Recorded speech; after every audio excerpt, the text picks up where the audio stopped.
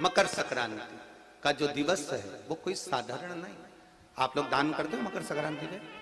कितनी चीजें दान करते हो? और सुहागन माताओं को देते हो ना? क्या देते हो? कितने देते हो? 13 14 कितने हैं? 14। कौन से पुराण में लिखा है कि 14 चीज देना चाहिए? अरे बोलते जाओ जरा जल्दी जल्दी, बड़ी मुश्किल से तो पकड़ाई में आते हो तुम शिवरी नारायण वालों। 14 चीजें दान देना है। किस पुराण में लिखा है? कोई तुमसे पूछ सकता है तो महाराज आप कह सकते हो अग्नि पुराण में वर्णन आता है। कौन से पुराण में लिखा है? अग्नि पुराण में लिखा। देवऋषि नारद भगवान विष्णु के पास जाकर पूछते हैं, नारायण कृपा करिए। भगवान विष्णु ने पूछा क्या बात है, बोलिए देवऋषि नारद क्या चाहते? चाहते क्या हो वो बताओ महाराज, हमें इतना सा बता दो। शिव जी के यहां जाते हैं तो पहले उनके द्वारपाल से पूछना पड़ता है अंदर जाने के लिए। ब्रह्मा जी के यहां जाते हैं तो ब्रह्मा जी के द्वारपाल से पूछना पड़ता है। इंद्र के यहां जाते हैं तो इंद्र के द्वारपाल से पूछना पड़ता है।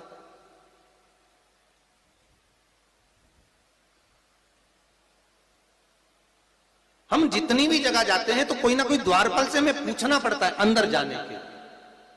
भगवान देवऋषि नारद कह रहे हैं नारायण से कुछ ऐसी कृपा कर दो कि हमें किसी से आज्ञा लेना ही नहीं पड़े। भगवान विष्णु तो उनकी बात को बस थोड़ा सा सुने और अंदर चले गए। नारद जी को लगा हमारा तो कोई जवाब ही नहीं दिया। नारद जी वहीं पर टिक गए, खड़े रहे, नाम जाप करते रहे। विष्णु वापिस आए और देवऋषि नारद से कहा एक काम करो, जब सूर्य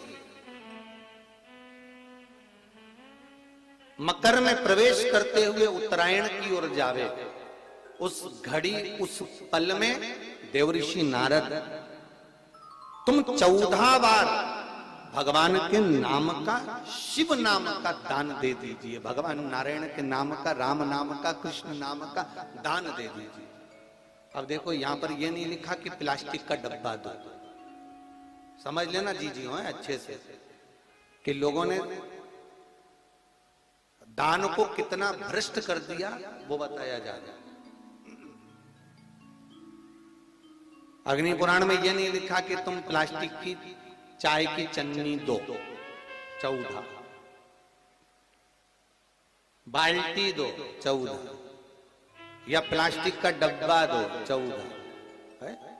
यहां पर यह नहीं लिखा है कुछ भी हो। यहां क्या लिखा अग्नि पुराण में कि मकर संक्रांति के दिन जब सूर्य उत्तरायण भाव में प्रवेश करे, मकर में जावे, उस समय पर देवऋषि नारद तुम्हारे मुख से अगर 14 बार भगवान के नाम का दान 14 जीवों को दे आओगे तो किसी भी देवता के पास जाओगे तुम्हें परमिशन की जरूरत नहीं पड़ेगी, तुम डायरेक्ट प्रवेश कर जाओगे। डायरेक्ट। अब तुमको अगर बैकुंठ में डायरेक्ट प्रवेश करना हो तो बिना पूछे, तो उसके लिए कहा ही मकर संक्रांति पे दान दो। तो किस चीज का दान देना है महाराज? प्लास्टिक का डब्बा नहीं, बाल्टी नहीं, चन्नी नहीं, फिर किस चीज का नाम? तो कहा अगर देवर्षि नारद आप दान दे रहे हो तो 14 नाम का दान दीजिए। 14 जीवों को नाम का दान दे दो, भगवान के नाम का भजन करो। और अगर संसार के लोग दान दे तो किस चीज का? तो के अन्न से बड़ा कोई दान। लोग कहते हैं कि सूर्य की उत्तरायण का क्रम है, ये क्रम है, ये पूजन का क्रम है, तिल्ली के लड्डू का क्रम है, लड्डू बना लो तिल्ली का, इसका क्रम है। पर अगर स्कंद पुराण उठाओ तो स्कंद पुराण में अगर मकर संक्रांति के क्रम को यदि पढ़ोगे तो मालूम पड़ेगा कि पूरे वर्ष में एक दिन ऐसा था जिस दिन भगवान शिव और नारायण ये दोनों, इसलिए आज भी हिंदू धर्म में गुड़ के लड्डू तिल्ली के साथ मिलाते हैं। क्यों? उसका कारण कि शंकर और नारायण ये दोनों एक ही दिन, एक ही पल गंगा का स्नान करने के लिए एक भगवान शिव। देखिए कितना कितना हमारे हिंदू धर्म में एक एक तिथि का, एक एक बार का एक एक महत्व है, उसको समझिए।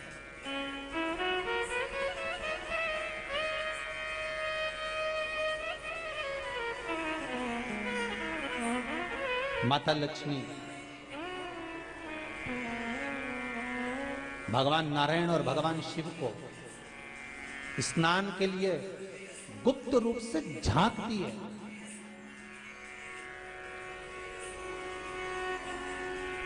तो भगवान विष्णु ने तिरछी दृष्टि में माता लक्ष्मी को देखा, तिरछी दृष्टि। तो माता लक्ष्मी को देखकर भगवान विष्णु शिव जी को देखे तो शंकर भगवान ने कहा, नारायण हमने देख लिया, महारानी लक्ष्मी झांक रही है, हमने वर दे दिया है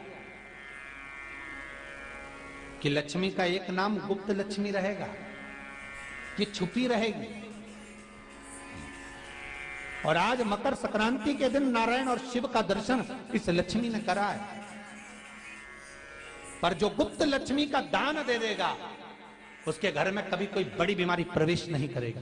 कैंसर जैसा रोग, किडनी और लीवर का रोग नहीं हो सकता। आज भी नियम है कि मकर संक्रांति के दिन एक लड्डू बनाया जाता है गुड़ और तिल्ली का, उसमें 1 का सिक्का, 2 का सिक्का या कोई लक्ष्मी उसमें फंसा दी जाती है और लड्डू को पैक कर कर किसी मंदिर में दान दे दिया जाता है। उसको कहते हैं गुप्त लक्ष्मी, जिससे घर में कोई बड़ी बीमारी प्रवेश न हो।